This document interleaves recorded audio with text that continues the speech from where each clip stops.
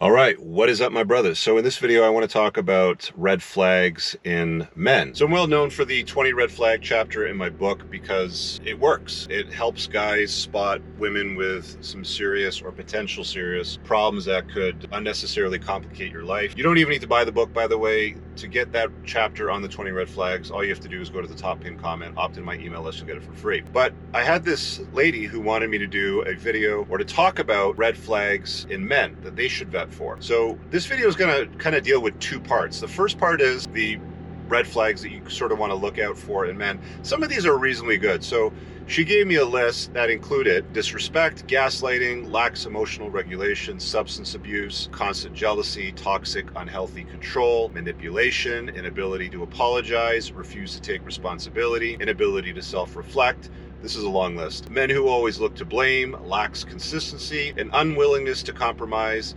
extreme emotional reactions, lack of communication, unable to maintain friendships or relationships with family members, chronically complains, plays victim, thinks the world owes him a favor, huge ego, uses derogatory language towards you, others, put you down, inability to have discussion without resulting in an argument, sees you as a mother rather than a lover, talks about past sexual encounters, keeps going. Inconsistency, inner conflict, beliefs, words, actions that don't align, unreliable, and untrustworthy. That is a long ass list of potential red flags.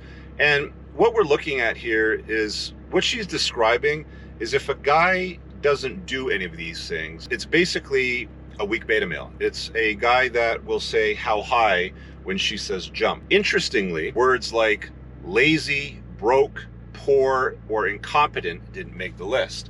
Now, there's a reason why I've brought that up. You'll actually notice a lot of the reasons why she's describing this perfect avatar of a guy.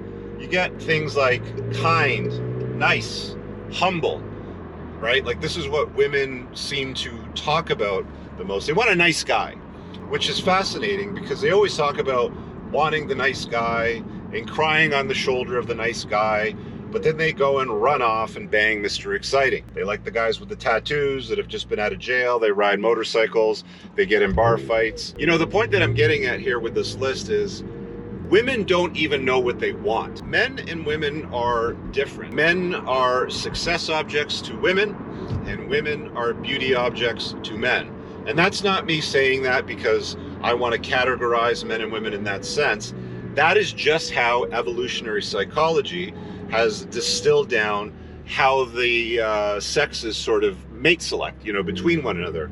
Women generally select men based on their status and their success in the world, and men generally select women based on beauty, attraction, fertility, those sorts of things. You can get down into the nitty-gritty of the easier stuff where men really just select women based on availability. That's what it boils down to. Most guys out there, the average guy out there, it's just, is she available? Is she responding to me? I'll pick that one, right? Whereas women are a little bit more discerning in their taste. You notice that was quite a long list of potential red flags, and some of them are legit red flags. You don't want to deal with a dude that's got drinking issues, or he's addicted to narcotics, drugs, all kinds of issues that cause problems in a long-term relationship, or if you're going to invite the guy in, if you're a woman, to have kids and get married and that sort of stuff. So some of them are legit and have the basis of reasonability that you want to sort of vet for. But realistically, at the end of the day, a woman would look past all the complaints or all the potential complaints that she listed there in her long laundry list. If he was loaded, had a 70-foot yacht, his own private jet, ran multiple businesses, had cool things to do, had vacations, homes in Miami, the Mediterranean, down south, things like that. All of those things would be like, oh, don't see it, doesn't matter, he's loaded, because men are success objects. At the end of the day, when you level yourself up as a guy and you become the absolute best version of yourself, you don't have anything that you really need to worry about to a large degree when it comes to retaining or attracting women. You're what I would call spoiled for choice when you become that top shelf guy that can select between, you know, multiple women that are generally chasing you. So I think that when, you know, you look at it from the female perspective, you know, sort of address the women that may be watching, or this one that was saying, what are the red flags? My recommendation, if I was talking to my daughter, would be, yeah, some of those things probably matter, but more importantly, is he competent? Can he make it rain? Can he solve problems? Does he make money? You know, is he successful? For women, influence is very important.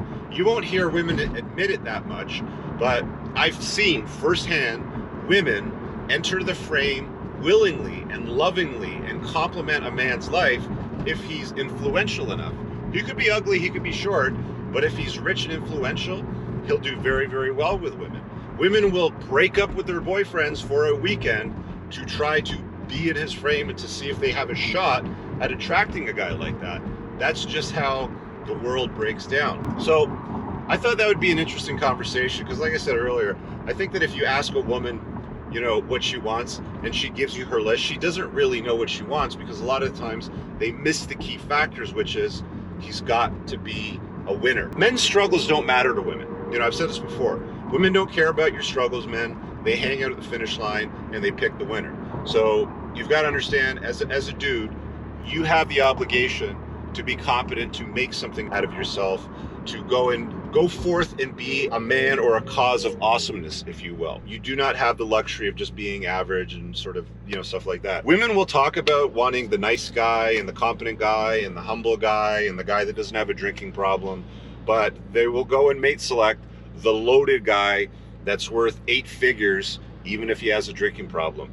So there's some weight that you have to consider with it. But for women, find guys that are competent, find guys that are successful, find guys that have it together.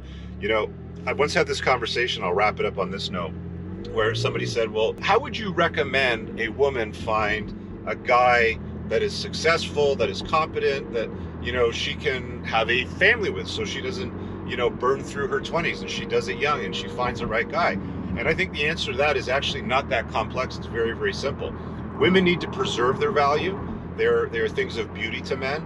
Men don't want women that have run around and been with a whole bunch of dudes. It's factual. Like, men are internally disgusted if they hear from a woman she's got a notch count of 100 or something like that, or even 50. As the numbers go up, it's more and more disgusting to men. But at the end of the day, any number above 0, you know, can turn off some very high class, you know, some very successful guys, if you will. So my recommendation would be preserve your value.